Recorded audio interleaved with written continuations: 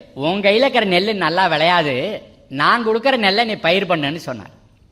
அந்த நெல்லை பயிர் பண்ணால் ஒரு 3/4 முழந்தான் வருது. என்னையா நெல் வளரலையான்னு கேட்டோம். அப்போ தான் சொன்னார், உன் குப்பைக்கு இது வளராது, கொஞ்சம் யூரியாவை போட்டால் வளரும்னு சொன்னார்.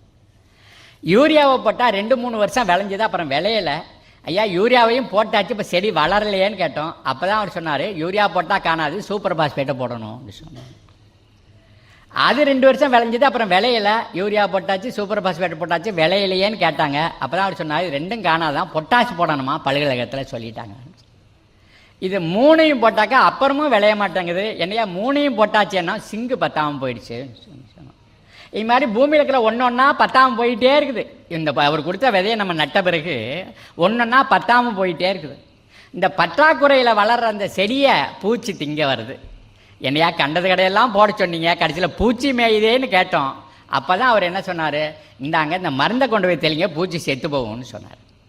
இப்போ அந்த ஜப்பான்கார் நம்மளை நிறுத்துறார். வேறு யாரும் இப்படி யோசிக்க வைக்கல, இந்த ஜப்பான்கார் மட்டும் நம்மளை யோசிக்க வச்சார். என்ன சொன்னார், பூச்சிகள் நமது நண்பர்கள் இல்லையா, பூச்சி நமக்கு தேன் கொடுக்கலையா, பூச்சி நமக்கு பட்டு கொடுக்கலையா, பூச்சி நமக்கு அரக்கு கொடுக்கலையா, பூச்சி பூவாக போகுதே அப்புறம் தானே விதையே பிடிக்குது.